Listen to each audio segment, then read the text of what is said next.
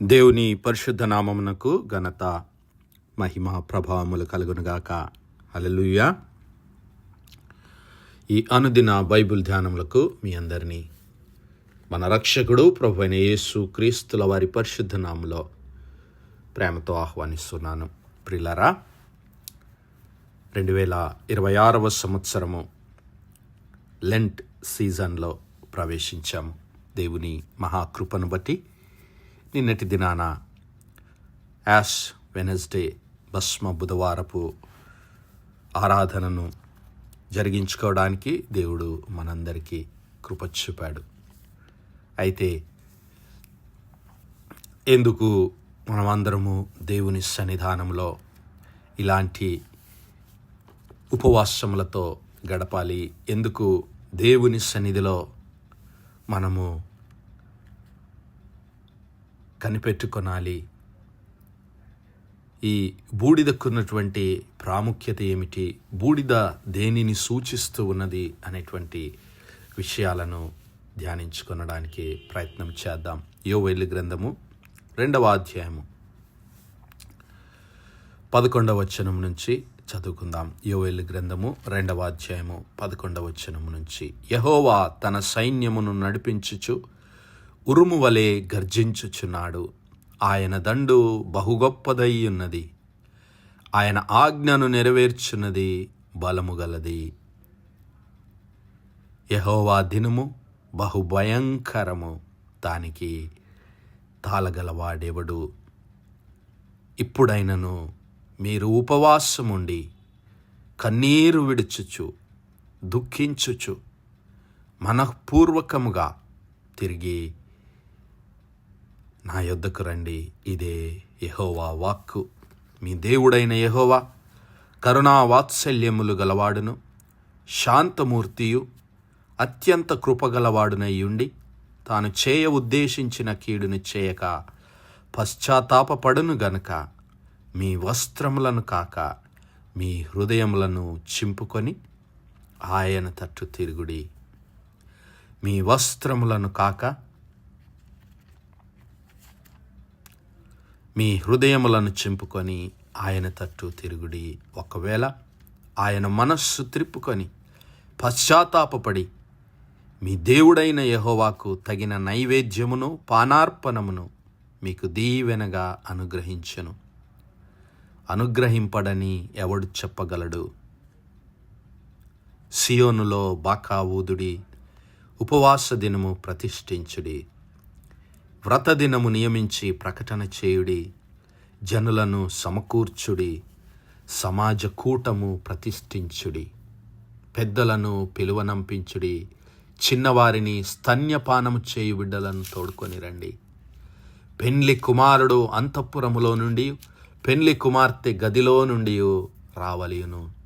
యెహోవాకు పరిచర్య చేయు యాజకులు మంటపమునకును బలిపీఠమునకును మధ్య నిలువబడి కన్నీరు విడుచుచు, యెహోవా నీ జనుల ఎడల జాలి చేసుకొని అన్యజనులు వారి మీద ప్రభుత్వము చేయునట్లు వారిని అవమానమునకు అప్పగింపకుము. లేని ఎడల అన్యజనులు వారి దేవుడు ఏమాయనందురు గదా అని వేడుకొనవలెను. అప్పుడు యెహోవా తన దేశమును బట్టి రోషము పూని తన జనుల ఎడల జాలి చేసుకొనెను. దేవుని నామానికే మహిమ కలుగునుగాక.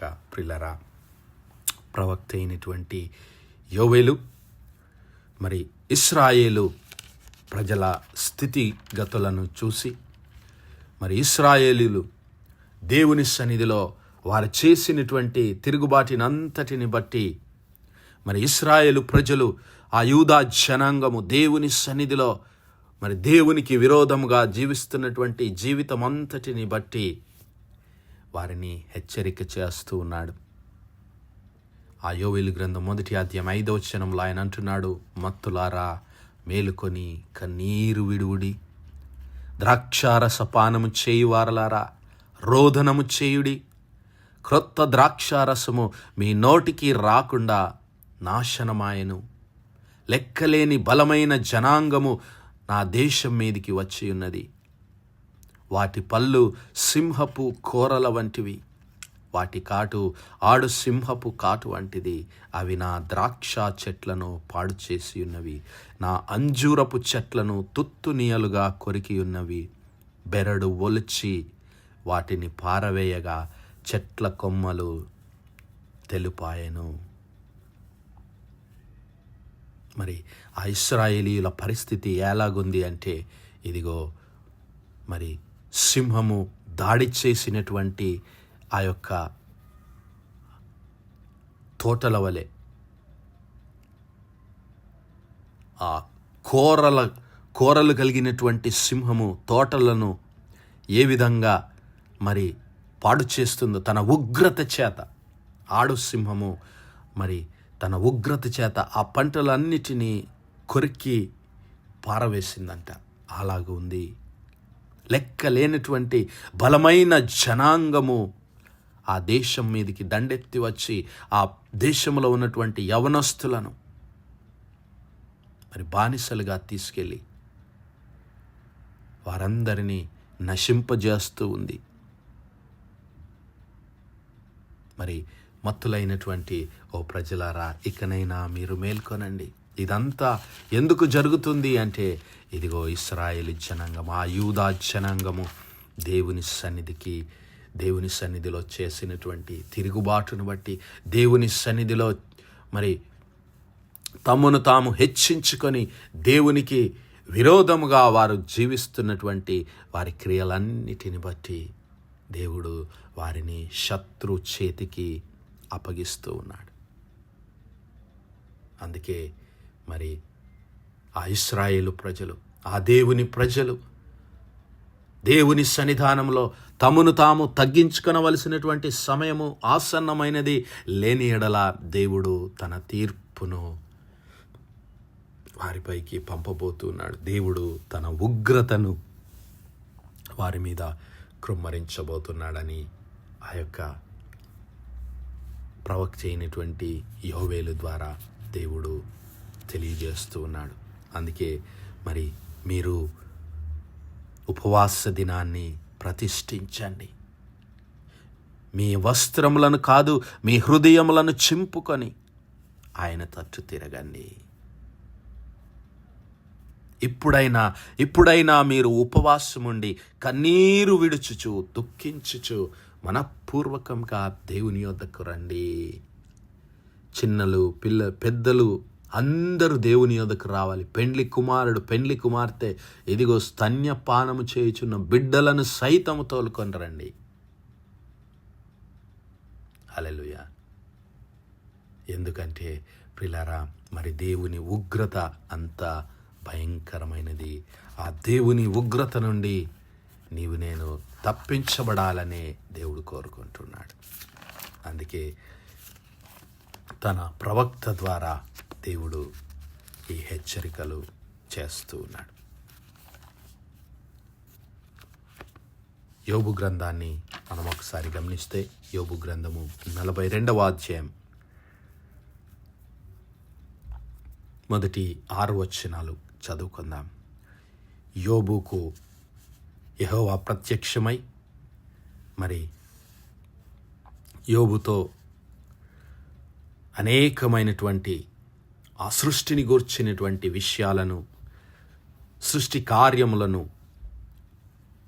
తన సృష్టినంతటిని గూర్చినటువంటి ఆ కార్యములన్నిటినీ యోబుకు వివరించిన తర్వాత యోబు యెహోవాతో ఇలాగూ ప్రత్యుత్తరం ఇస్తూ ఉన్నాడు. దేవా, నీవు సమస్త క్రియలను చేయగలవనియు, నీవు ఉద్దేశించినది ఏదియో నిష్ఫలము కానేరదనియు నేనిప్పుడు తెలుసుకొంటిని. జ్ఞానము లేని మాటల చేత ఆలోచనను నిరర్ధకము చేయు వీడెవడు? అలాగున వివేచన లేనివాడనైనా నేను ఏమియూ ఎరగక నా బుద్ధికి మించిన సంగతులను గూర్చి మాట్లాడి తిని. నేను మాట్లాడగోర్చున్నాను, దయచేసి నా మాట ఆలకింపుము. ఒక సంగతి నిన్ను అడిగెదను, దాన్ని నాకు తెలియజెప్పుము. వినికిడి చేత నిన్ను గూర్చిన వార్తను నేను వింటిని, అయితే ఇప్పుడు నేను కన్నులారా చూచి తిని. కావున నన్ను నేను అసహ్యించుకొని ధూళిలోనూ బూడిదలోనూ పడి పశ్చాత్తాపపడుచున్నాను.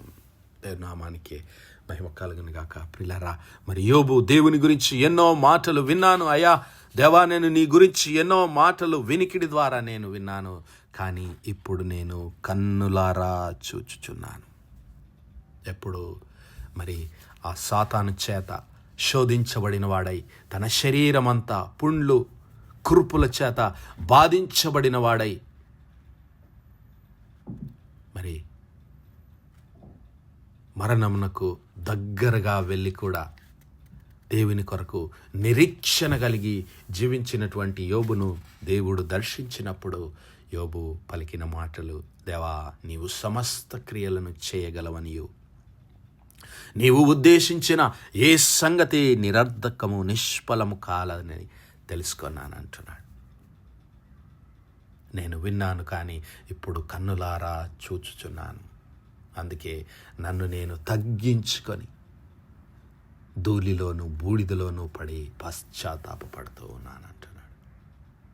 మరి నా సహోదరుడా, నా సహోదరి, యోబు ఆ శ్రమల గుండా, ఆ ఇరుకులు ఇబ్బందుల గుండా, ఆ యొక్క మరి తన హృదయం, తన శరీరమంతా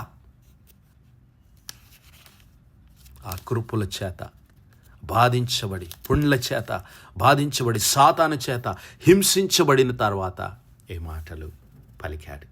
కానీ ఈరోజు నీవు నేను మరి ఈ లోకమంతటి మీదికి రాబోతున్నటువంటి తీర్పు, ఆ క్రీస్తు ప్రభుల వారి రాకడ, దేవుని మహాభయంకరమైనటువంటి ఉగ్రత దినము రాబోతుంది. మహాశ్రమల కాలము రాబోతూ ఉంది. క్రీస్తు ప్రభుల వారి రెండవ రాకడ సమయము ఆసన్నమవుతూ ఉంది. మరి దేవుడు ఈ లోకమునకు తీర్పు తీర్చవలసిన కాలము మరి ఎక్కువ సమీపముగా ఉంది. యేసయ్య అందుకే మరి ఆ దినము ఆయన ప్రకటించాడు, ఇదిగో పరలోక రాజ్యము సమీపించి ఉన్నది, మారు మనస్సు పొందండి, మారు మనస్సు పొందండి. మరి నీవు నేను ఉపవాస దినమును ప్రతిష్ఠించుకొని దేవునితో, ఆయనతో మాత్రమే నీవు నేను సహవాసము కలిగి ఈ యొక్క 40 దినములు మనలను మనము దేవుని సన్నిధిలో ప్రతిష్ఠ చేసుకుందాం. మనలను మనము తగ్గించుకొని, దేవుని సన్నిధిలో మనలను మనము తగ్గించుకొని దేవుని కొరకు మన హృదయములను ప్రతిష్ఠించుకుందాం. మన హృదయములను దేవుని సన్నిధానంలో పరీక్షించుకుందాం. మరి దేవుడు ఈ 40 దినములు తన సన్నిధిలో మన హృదయములను పరీక్షించుకొని, దేవునికి వ్యతిరేకంగా ఉన్నటువంటి వాటన్నిటిని మన హృదయంలో నుంచి తీసివేసుకొని, మన హృదయాలను శుద్ధీకరించుకొని, పశ్చాత్తాపముతోనూ మరి నిజమైన మారు మనస్సుతో ఆయన సన్నిధిలో ప్రతిష్ఠించుకొనడానికి, ఉపవాస దినములను ఆయన సన్నిధిలో గడపడానికి దేవుడు తన కృపను మనందరికీ దయచేయునుగాక. ఆమేన్, ఆమేన్, ఆమేన్. ప్రార్థించుకుందాం.